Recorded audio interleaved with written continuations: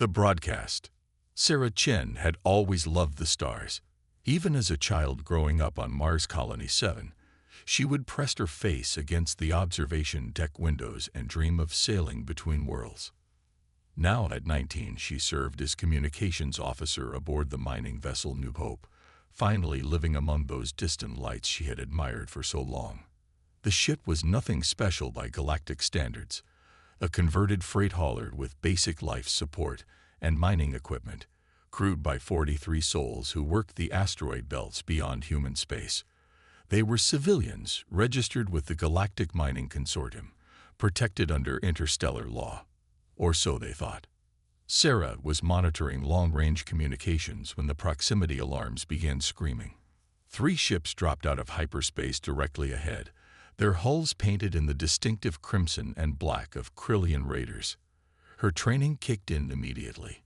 Emergency protocols activated, distress beacons launched, and Sarah began transmitting their surrender on all frequencies.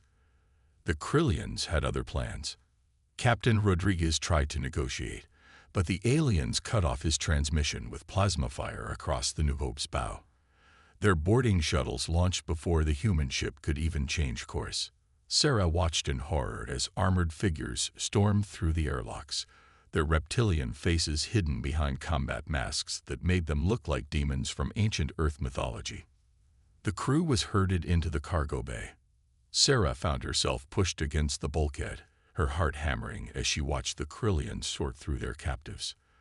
The raiders spoke in their harsh, clicking language, pointing at various crew members. Some were separated from the group. Others remained huddled together, whispering prayers in a dozen different languages. Then the cameras arrived. Professional broadcast equipment, carried by what Sarah recognized as media drones, the kind used for galactic news feeds that reached every civilized world. Her blood turned to ice as she realized what was happening. This wasn't just a raid for supplies or ransom money. This was a performance. The Krillian commander stepped forward, his scales a deeper crimson than his soldiers. When he spoke, his words were translated by the Universal Communication System, broadcast simultaneously across known space. Sarah watched the red recording lights activate and knew that billions of beings were about to witness whatever came next. Citizens of the galaxy, the commander began, his voice carrying the authority of absolute power. For too long, humanity has expanded beyond its rightful boundaries. Your species claims worlds that belong to others. You mine asteroids that should remain untouched. You spread like a plague across space, believing yourselves entitled to everything you touch. Sarah felt the crew shrinking back, but she found herself stepping forward instead. Her father had always taught her that courage wasn't the absence of fear, it was doing the right thing despite being afraid. And right now, the right thing was making sure Earth knew what was really happening here. Today, we offer humanity a choice, the commander continued. Withdraw from the 3 colony worlds of Kepler 442 bits, Proxima Centauri C, and Wolf 359 bits within 72 hours, or watch as we execute these hostages one by one. We begin with the youngest. Sarah's breath caught. At 19, she was almost certainly the youngest crew member aboard. The commander's eyes found hers across the cargo bay, and she saw something cold and calculating in that alien gaze. This wasn't random. They had chosen her specifically for maximum impact. 2 soldiers grabbed her arms, dragging her forward as the cameras focused on her face. Sarah's mind raced. Her father had trained her for situations like this during their weekend camping trips, teaching her military protocols disguised as games. Never give the enemy what they want. Always look for opportunities. And if you're going to die, make it count. The commander raised a ceremonial blade, its edge gleaming under the harsh cargo bay lights. This human child will die in exactly 7 minutes if Earth does not begin broadcasting its surrender. 7 minutes to save a life. 7 minutes to prevent a war. Sarah looked directly into the camera. Her voice was steady, clear, and carried the strength of someone who had made peace with their fate. My name is Sarah Chen, Communications Officer of the mining vessel New Hope. I want Earth to know that we followed all protocols. We surrendered immediately. We are protected under galactic law, and this is murder." The commander snarled, raising the blade higher. But Sarah wasn't finished. "I also want my dad to know that I'm not afraid. I learned from the best. And I want everyone watching to remember that humans don't negotiate with terrorists, even when they're pointing weapons at our children." For 6 minutes and 30 seconds, Sarah stood in that cargo bay while the galaxy watched. The commander tried to break her with threats and intimidation, but she remained silent, staring into the camera with defiant calm. News feeds across human space showed crowds gathering in public squares, mothers holding their children close, politicians arguing in emergency sessions. On Earth, the debate raged. Some demanded immediate compliance to save the girl's life. Others insisted that giving in to terrorist demands would only invite more attacks. The military prepared for war while diplomats scrambled for peaceful solutions. But none of it mattered, because the decision had already been made in a place far from the public eye. In a classified facility buried beneath the Nevada desert, automated systems had been monitoring Sarah's biometric signature since the moment she was captured. Her father had insisted on the emergency beacon when she took the job, a tiny device that would activate if her stress levels exceeded critical thresholds. The beacon wasn't connected to any official military network. It was older than that, tied to systems that predated the current government by decades. When Sarah's heart rate spiked during her defiant speech, the beacon sent a single coded burst transmission. Ancient servers came online, classified protocols activated, and in a cryogenic chamber that hadn't been opened in 15 years, Marcus Chen began to wake up. The 7 minutes expired with Sarah still standing proud. The commander's blade fell in a single brutal stroke, and the galaxy watched as another human life was snuffed out for political theater. The broadcast ended with the Krillian commander promising more executions if his demands weren't met within 66 hours. What the commander didn't know was that Earth's response was already launching, not from any military base or government facility, but from a hidden hangar where a ghost ship had been waiting for exactly this moment. The ship had no official registration, no transponder, no connection to any human military database. It was a prototype that had never officially existed, crewed by a man who had supposedly died in the Titan mining wars 2 decades earlier. Marcus Chen had spent 15 years in cryogenic suspension, waiting for a signal that he prayed would never come. He had been Earth's most decorated special operations officer before his official death, a man who specialized in impossible missions behind enemy lines. When he volunteered for the Ghost Ship program, he knew he was sacrificing his normal life for the chance to protect his daughter's generation from threats they couldn't imagine.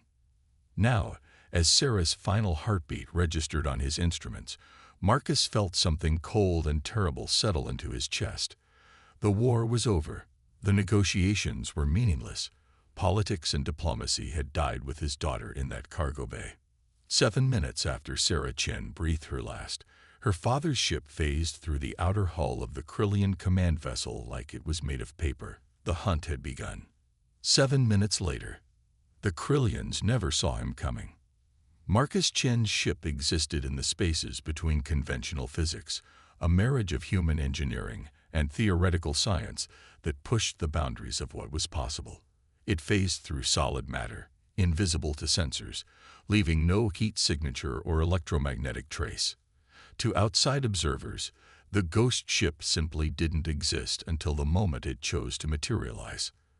The Krillian command vessel Bone Render was 3 kilometers of armored death, bristling with weapons that could crack planets. Its shields could deflect nuclear warheads. Its hull could withstand direct hits from antimatter cannons. But none of those defenses were designed to stop something that ignored the laws of physics. Marcus materialized in an empty corridor on Deck 7, his movement sensors already mapping the ship's layout. The Krillians had made their first mistake by broadcasting Sarah's execution. Every detail of their ship's interior had been visible in the background of their propaganda feed, and Marcus had spent the entire 7-minute flight memorizing structural weaknesses and tactical advantages. He moved like liquid shadow through the corridors, his footsteps silent on the metal deck plating. The modified combat suit he wore was another piece of technology that didn't officially exist, designed to enhance human capabilities to superhuman levels. His reflexes were accelerated, his strength amplified, his senses sharpened to predatory perfection. The first Krillian patrol never knew what hit them. Marcus appeared behind the four-soldier unit like a ghost, his plasma blades slicing through their armor before they could raise their weapons. Their bodies hit the deck with barely a whisper, and Marcus was already gone, moving deeper into the ship's heart. He reached the command center through the ventilation system, dropping into the nerve center of Krillian operations like an angel of death.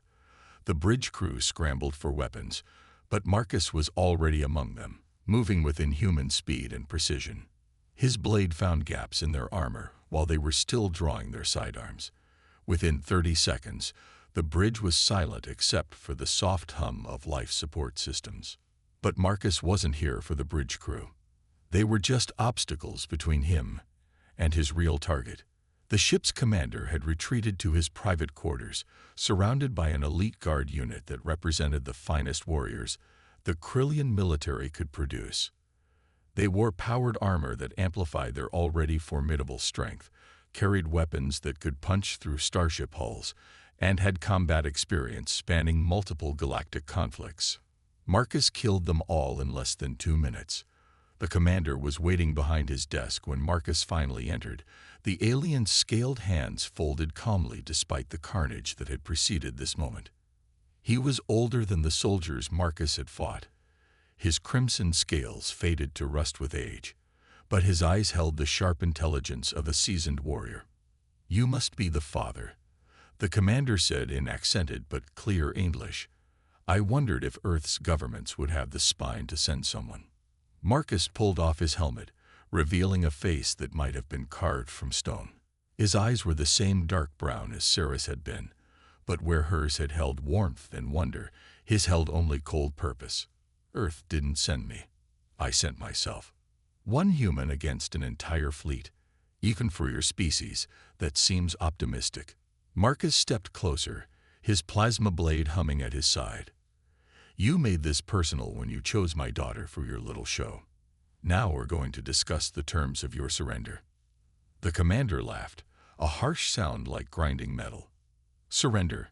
You killed perhaps 100 of my crew. I have thousands more, and reinforcements arriving within the hour. What exactly do you think you can accomplish here?" Marcus reached into his combat suit and withdrew a small device that looked like nothing more than a simple metal cylinder. He placed it carefully on the commander's desk, and suddenly the alien's laughter died in his throat.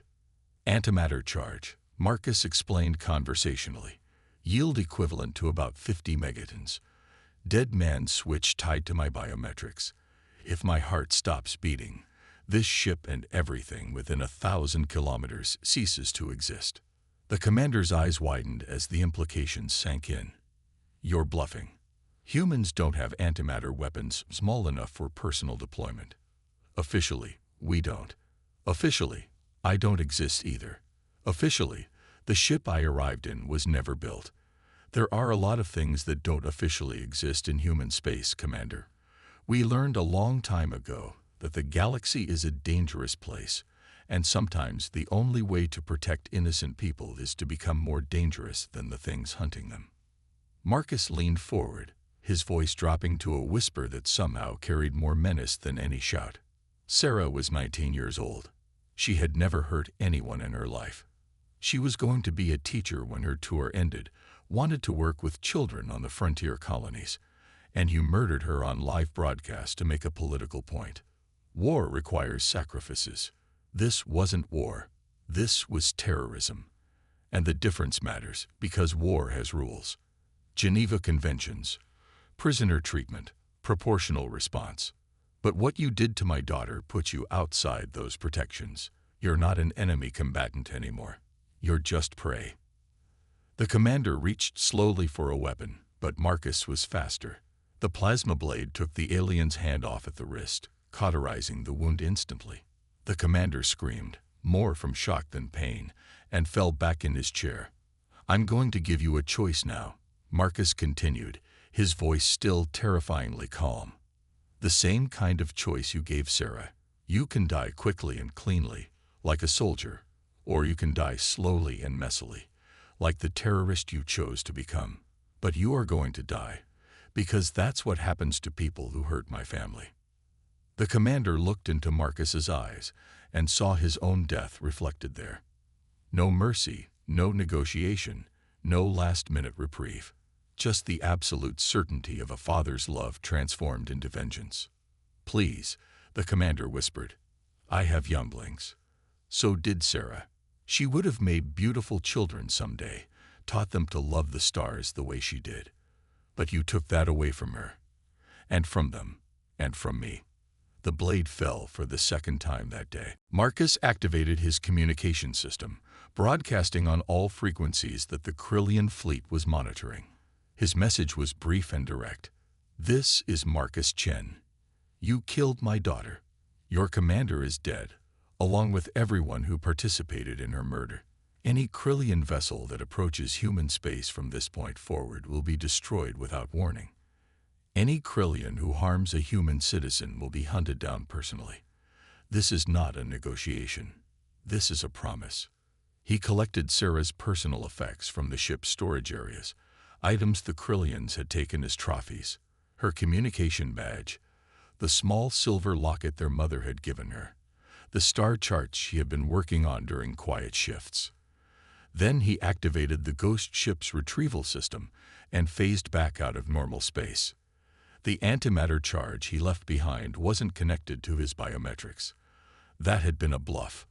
But it was real, and it was active. And when it detonated 30 minutes later, it took the Bone Render and its escort vessels with it.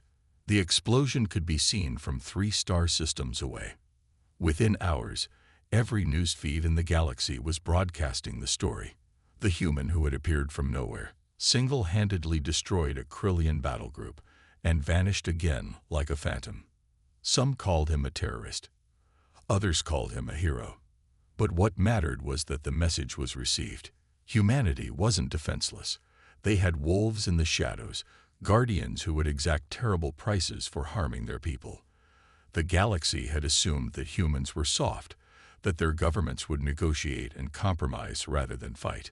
Marcus Chen had taught them otherwise. Sarah's funeral was held on Mars Colony 7, where she had dreamed of sailing among stars.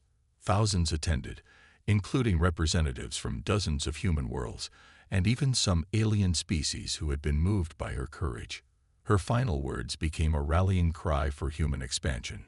"We don't negotiate with terrorists." Marcus Chen officially died in the explosion that destroyed the Krillian fleet, another casualty of interstellar conflict. But sometimes, in the deep spaces between worlds, ghost ships are spotted moving through the dark. And those who would harm humanity remember that somewhere out there, the wolves are still watching. The war that Sarah's death might have started never came. Instead, her sacrifice became the foundation of a peace built on mutual respect and the understanding that some lines should never be crossed. The Krillians withdrew their demands. Other species reconsidered their aggressive stances toward human expansion, and Sarah Chen's name was added to the honor rolls of those who died, so that others might live free. 7 minutes. That's all it took for everything to change. 7 minutes for a father's love to reshape the galaxy.